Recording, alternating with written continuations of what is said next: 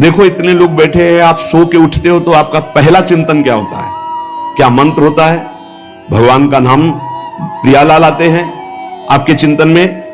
क्या आता है चिंतन? पहला चिंतन। अगर पहला चिंतन प्रभु है तो शरणागति पुष्ट हुए। सो के उठे, चल क्या रहा है? अगर प्रभु नहीं तो अभी शरणागति नहीं। पहला लक्षण। हमें लगता है कि आप लोग अनमोकीय होंगे, आप लोग शरणागत हैं कि आप जब सो के उठे तो आपका मंत्र चल रहा है, नाम चल रहा है, चतुरासी जी का कोई पद चल रहा है, या फिर ये चिंतन चल रहा है राधा राधा राधा, चलो जल्दी स्नान करके फिर सत्संग में चलना है। फिर ये भागवतिक चिंतन, हमें लगता है कि ये दूसरी कोटि का चिंतन होगा, चलो स्नान करते हैं फिर। ऐसा पहला चिंतन होगा श्री जी का। ऐसा होता है? आप लोग देखिए, ऐसा होता है कि आप सो के उठे, आपका चिंतन श्री जी का चालू है? पक्का? आप लोग देख लीजिए, अगर ऐसा है तो उसका परिणाम निश्चिंतता, निर्भयता, निशोकता, निश्चित जागृत हो जाएगी। और उसी का प्रातःकालीन उठने पर चिंतन चलेगा जो शयन के समय गाढ़ चिंतन करते हुए सोया है। ऐसे सुषुप्त के समय बिल्कुल ठीक वही अवस्था। अगर आप जो चिंतन कर रहे हैं तो जगते ही वही चिंतन आएगा ये। और अगर जीवन भर भजन किए हो तो मरते समय वही चिंतन आएगा पक्का। जैसे जगते समय ऐसे मरते समय। इसलिए भक्त निश्चिंत हो जाता है शरणागत। पहला शरणागति का जांच करो हृदय में, भगवान का निरंतर चिंतन, प्रभु का निरंतर भजन। अगर नहीं हो रहा तो किसी अन्य का आश्रय लियो, वस्तु का, व्यक्ति का, स्थान का, भोग का, लिख लो आप दिमाग में चाहे कागज में। उस आश्रय का मिटिया मेट हुए बिना शरणागति पुष्ट नहीं होगी। आप अगर ईमानदारी से छोड़ दो तो छोड़ दो, नहीं भगवान फिर जो कहते हैं ना कि जो मेरा होता मैं, फिर उनका जो ऑपरेशन होगा वो शायद है कि सह ना पाओ, क्योंकि शरणागत हो छोड़ेंगे नहीं। वचन से भी शरणागत हो आप छोड़ेंगे नहीं, तो उनका स्वभाव हम आपको बता रहे हैं। और हर ऑपरेशन बेहोश होके होता है। हमारे प्रभु ऑपरेशन होश का इंजेक्शन लगा करते हैं। पहले होश का इंजेक्शन, पूरी चेतना, फिर ऑपरेशन करते हैं, क्योंकि जड़ से मिटाना है। निरंतर भजन क्यों नहीं होता? इसका उत्तर है आपका कोई अन्य आश्रय है। कोई है व्यक्ति, वस्तु, स्थान, पदार्थ, पद, कुछ है जिसको तुम भजन से भी अधिक मानते हो, प्रभु से भी अधिक मानते हो, इसलिए आपका भजन नहीं होता। जो सर्वतोभावेन शरणागत है, भजन करना नहीं पड़ता, भजन होता है। चलना प्रदक्षिणा होती, बोलना स्तोत्र होता है, सोना समाधि होती है, भोजन पाना यज्ञ होती है, हर चेष्टा उनकी भजन होती है। दूसरा, अपने प्रभु से कुछ ना चाहें, यहां तक कि मोक्ष भी ना चाहें। क्यों चाहें? क्या आप जानते नहीं हो कि क्या करना है? सर्वज्ञ हो, जब जो चाहे करो, हम राजी हैं। पहला निरंतर भगवान का भजन, दूसरा अपने प्रभु से कोई भी मांग ना रखना, शर्त ना रखना। जो शर्त होता है वो प्रेम नहीं होता। प्रेम में कोई शर्त नहीं होती, सौदेबाजी नहीं होती। प्रेम में सौदेबाजी नहीं होती, सौदेबाजी प्रेम नहीं होता, पक्की बात सुनो। तीसरा, प्रभु के हर विधान में आनंदित होना। प्रभु के हर विधान में आनंदित कौन होता है? शरणागत। नहीं तो विधान की जांच होती है, अनुकूल है कि प्रतिकूल। प्रतिकूल है तो नो नो नो। ये जो कच्चाई होती है शरणागति में, वो भरभरा जाता है, शोकित हो जाता है, इधर उधर डगमगा के आश्रय लेने लगता है। हर विधान उनका मंगलमय। चौथा, भगवान के किसी भी विधान में विरोध भाव ना करना। भगवान के प्रत्येक विधान में आनंदित रहना, भगवान के किसी भी विधान में विरोध न करना।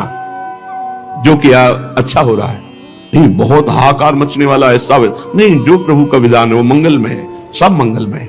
चार बातें शरणागति में आती, निरंतर भजन, किसी भी तरह की भगवान से कोई शर्त चाह नहीं, उनके हर विधान में आनंदित रहना, भगवान के विधान को प्रतिकूल मान करके विरोध भाव नाना, विपरीत भावना नाना। अब निश्चिंत हो जाओ, तुम्हारी जिम्मेवारी श्री भगवान ने ले ली, शरणागत हो। अब तुम्हें किसी भी तरह का दुख आवे तो उबना नहीं है। वो सुख है, दुख रूप लेके आ रहा है। जैसे माया दुख भेजती सुख रूप में, पार्सल में ऊपर लिखा होता है सुख, और जब खोलो अंदर तो होता है दुख। जिसे तुम सुख समझते हो ये सुख नहीं, सुख की छाया है, समझ पड़ती नहीं है गिरधर की माया है। भारी दुख है, दुखालयम शाश्वतम में जो भी पोस्ट आता है आपके पास वो दुखद ही है। माया भेजती है सामने वस्तु व्यक्ति स्थान, उसके परिणाम में अशांति, दुख और आपके भजन की हानि पक्का। ये देख लीजिए, जन्म भर भगवान के साथ अर्जुन जी रहे हर समय, लेकिन गीता का उपदेश प्रारंभ हुआ शिष्यस्ते हम साधिमाम त्वाम प्रपन्नम। प्रपन्न से ही ज्ञान की उत्पत्ति होती है। जो भगवान की शरणागति, उसी से शुद्ध ज्ञान होता है। तब तक भगवान अंदर बैठे हैं, ज्ञान प्रकाशित नहीं करेंगे। जैसे अर्जुन जी के साथ रहते हुए गीता का उपदेश कब दिया? जब अर्जुन जी ने कहा शिष्यस्ते हम साधिमाम त्वाम प्रपन्नम, मैं आपका शिष्य हूं, आपका शरणागत हूं, आप मुझे ज्ञान। भगवान गीता जी, ज्ञान का फल क्या हुआ? बोले नष्टो मोह स्मृतिर्लब्धा तत्प्रसादान्मयाच्युता। मोह का नाश हो गया, स्मृति जागृत हो गई आपके कृपा प्रसाद से, हे गोविंद, हे अच्युत। तो इसी प्रकार हमारे अंदर भी सब ज्ञान जागृत हो जाएगा, पहले हम भगवान की शरणागत हो। त्वाम प्रपन्नम, भगवान का सर्व समर्पण भाव ही सब दिव्यताएं जागृत करता है।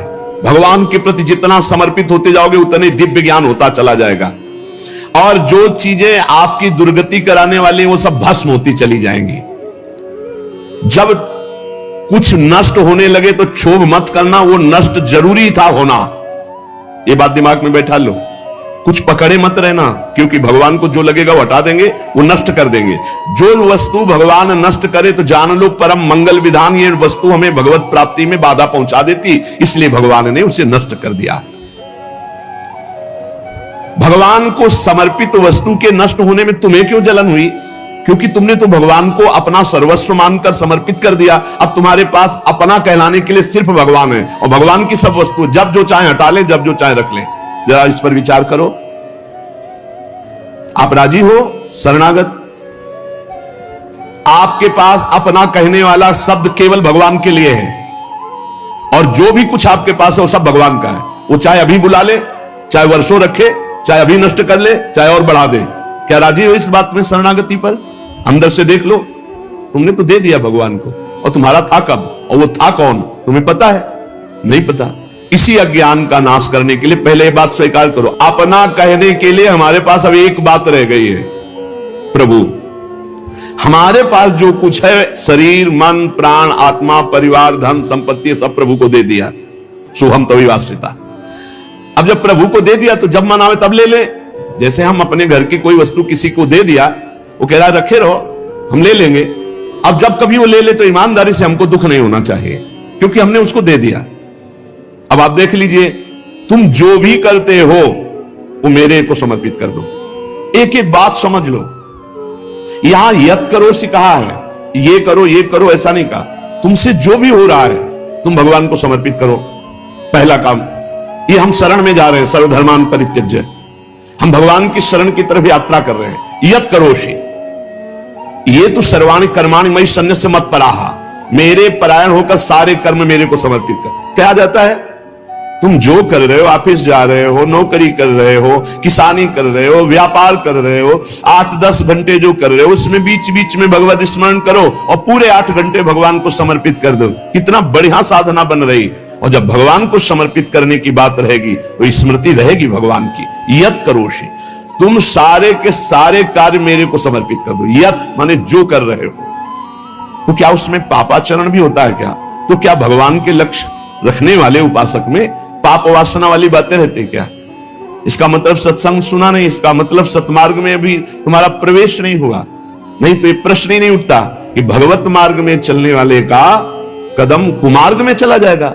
भूल न दे कुमारग पाऊं, छोटी मोटी अगर कभी कोई त्रुटि गलती हुई तो पश्चाताप की अग्नि में भस्म हो जाता है। वो भगवान को समर्पित गंदे आचरण नहीं करता, वो प्रार्थना करता है, प्रभु ये त्रुटि हो गई हमसे, हे नाथ इसको संभाल दो, मेरे बस की बात नहीं। वो भी इस तरह से प्रार्थना पूर्वक समर्पित है। यत करोषि और यदर्शनासि, जो भी तुम्हारी जिह्वा में, रसेंद्री में जाए, पानी जाए, भोजन जाए, बिना भगवान को अर्पित किए नहीं जाना चाहिए।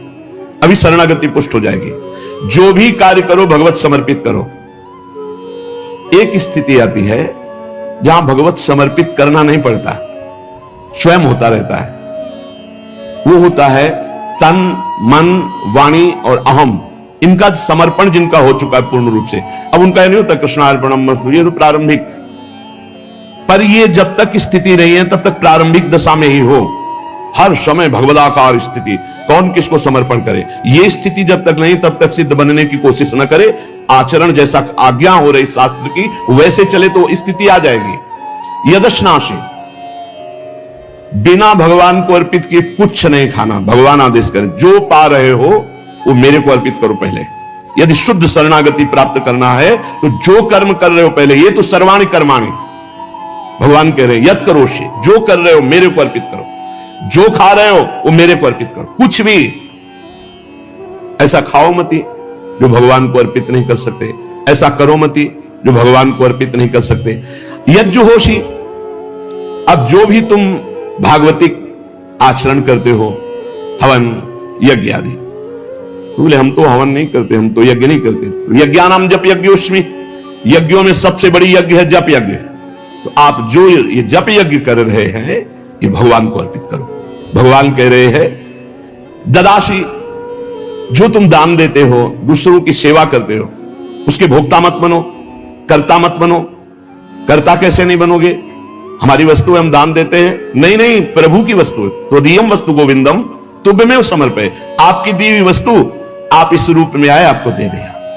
ये भगवत शरणागति पुष्ट होने का उपाय भगवान कह रहे हैं। यह तपस्या से, जो तुम साधना कर रहे हो, जो तुम तपस्या कर रहे हो, वो सब मेरे को अर्पित कर दो। अर्थात तुम्हारी पूरे जीवन की, पूरे दिन की जितनी चेष्टाएं हैं सब भगवद अर्पित होनी चाहिए।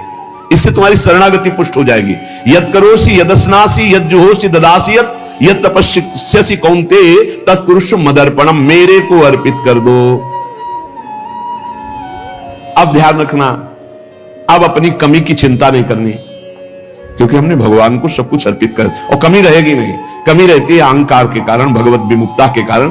फिर भी आपको संतुष्ट करने के लिए कह रहे हैं कि जैसे हम अपना मकान किसी को दे देते हैं तो मकान में जाले लगे हैं या टूटा है या कुछ भी बिगड़ा है, अब ये सारी जिम्मेवारी जिसने मकान खरीद लिया ले लिया उसकी होती है। वो मरम्मत करवाएगा, वो सफाई करवाएगा। ऐसे ही हम अपने तन को, अपने मन को, अपने प्राणों को, अपने जीवन को जीवननाथ प्रिया प्रीतम के चरणों में समर्पित कर दिया। अब हमको बेपरवाह रहना है इस विषय से। अब हमारा क्या होगा हमको ये चिंता नहीं करनी। अगर चिंता है तो शरणागति नहीं हुई, अगर ये चिंता है कि मेरा क्या होगा तो शरणागति नहीं हुई। सोचो, संसार में कोई तुम्हें प्यार नहीं करता, मान लो बात। जो प्रिया जो प्यार करके अपने महल में रखे, सुविधाओं के द्वारा तुम्हारा भरण पोषण कर रहे, तुम उनके प्रति रोना नहीं आता? उनके प्रति तुम्हें ये गुस्सा आता है कि ये प्रतिकूलता क्यों दे दी, हमारी ये अनुकूलता की बात थी, अनुकूलता क्यों नहीं दी? अरे जिनसे तुम अनुकूलता की आशा करते थे वो तो तुम्हें देखना नहीं चाहते, अंतर की बात तुम्हें बता रहे। और जिनको तुम कभी माने नहीं, जिनके लिए कभी कुछ किया नहीं, वो तुम्हें अहेतुकी प्यार से लबालब डुबो रहे, फिर भी तुम्हारे अंदर गुस्सा आता है प्रभु के प्रति। तुम हो कौन? अरे तुम भगवद अंश हो, भगवान के द्वारा शरीर दिया गया, भगवान के द्वारा सारी व्यवस्था दी गई, तुम्हारा अस्तित्व ही श्री भगवान है। समर्पित हो जाओ तो फिर चिंता भी खत्म हो जाएगी, सब कुछ उनकी कृपा से हो जाएगा। तुम चिंता मत करो, चिंतन करो। भगवान हमें मोक्ष दे दे, भगवान हमें स्वर्ग दे दे, भगवान हमें अनुकूलता दे दे, भगवान हमें अमुक वस्तु दे दे, ऐसा सोचने वाला समर्पण नहीं हुआ, अभी शरणागत नहीं हुआ। सर्व समर्पण में ये सोच ही नहीं रह जाती। जब तक अहंकार है तब तक समर्पण का नाटक है, समर्पण नहीं। अहंकार है वहां सर्व समर्पण नहीं है। इसीलिए ये सब प्रश्न और सब चिंताएं, शोक, इनकी गुंजाइश नहीं। शरणागत के पास कोई भी किसी भी तरह की चिंता और संशय वृत्ति नहीं रहती। सर्व समर्पण हो जाने पर अब जिम्मेवारी भगवान की है, हमारी नहीं। हमारा केवल कर्तव्य भगवान का आदेश पालन करना। वो आदेश करें अनन्यस चिंतयन्तो माम, केवल मेरा अनन्य चिंतन करो, माम अनन्यस चिंतन। जिस प्रकार पतिव्रता पत्नी पर पति का पूर्ण अधिकार होता है, उसी प्रकार पत्नी का पति के संपूर्ण वैभव पर भी अधिकार और गोत्र पर भी अधिकार। वही नाम, वही गोत्र, वही संपत्ति। जिसके जीवन में भगवान के प्रति समर्पण आ गया तो उसकी ठसक हो जाती। तुम किस गोत्र के हो? बोले अच्युत गोत्र। श्री हरिवंश सुगोत्कुल, जो अपनी महिमा से कभी च्युत नहीं होते, और हम भगवान के हैं। अब हमारा गोत्र, हमारी जाति, हमारा कुल भगवान है, और यही सिद्धांत परम सत्य है।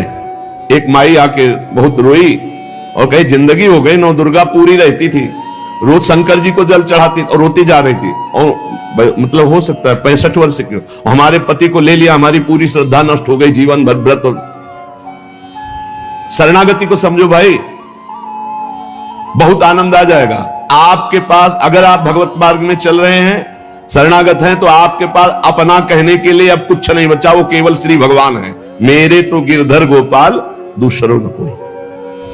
अब दूसरी जो कुछ भी है वस्तु, व्यक्ति, स्थान, वो गोविंद का है। जब चाहे गोविंद ले ले, जब चाहे बढ़ा दे, जब चाहे घटा दे, जब चाहे नष्ट कर दे। तुम्हें दुख नहीं होना चाहिए। अगर दुख होता है तो अभी शरणागत नहीं हो। कितनी ऊंची स्थिति शरणागत की है। अब जो जीवन में प्रभु का शरणागत है, उसका पहला लक्षण कि निरंतर स्मरण करता है, तो अंत काल में भगवान का स्मरण होगा। अभी आपको बताया, जो रात्रि में सोते समय स्मरण करता है, उसका परिणाम जागते समय वही स्मरण। जो जीवन भर स्मरण करता है, तो अंतिम समय भगवत स्मरण होता है। और भगवान का वचन है, अंत काले च मामेव स्मरन मुक्त्वा कलेवरम यह प्रयात समद्भावम याति नास्त्यत्र संशयः। जो जीवन भर भजन करता है, उसका अंतिम समय भजन भगवान करवाते हैं, क्योंकि बड़ी दुखद स्थिति होती है। उस समय जब भगवत स्मरण करते हुए शरीर त्यागता है, तो सीधे भगवान को प्राप्त हो जाता है। आपको कल चर्चा के प्रारंभ में बताया था, गीता वाटिका में अग्निकांड हुआ था, बड़ा भयावना था। इतना भयावना था कि सब अर्धरात्रि में सो रहे, और 20 फूस की झोपड़ी बनी हुई थी। अखंड नाम कीर्तन 24 घंटे वाला, सालों। लगभग सब साधक मौनी थे, जो उन कुटियाओं में सो रहे थे, 2-2, 4-4। अल्पाहार, मौन,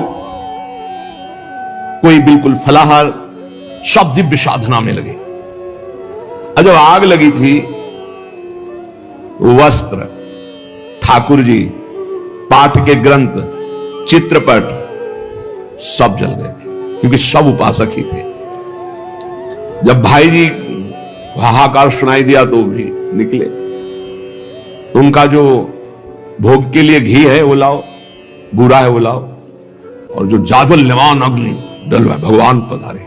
चित्रपट, सिंहासन में विराजमान विग्रह है, क्योंकि छोटे छोटे विग्रह साधकों के पास, ग्रंथ पाठ के सब फिर भाई जी ने मेरे भगवान इस रूप में आए। फिर साधकों को समझाया कि आपके अंदर बैठे हुए भगवान को अग्नि नहीं जला सकते, बाहर की लीला में खंडन मंडन होगा। आपने जो अंदर नाम चला रखा है, इस उपासना को कोई छू नहीं सकता। बाहर की उपासना में विघ्न पड़ेगा।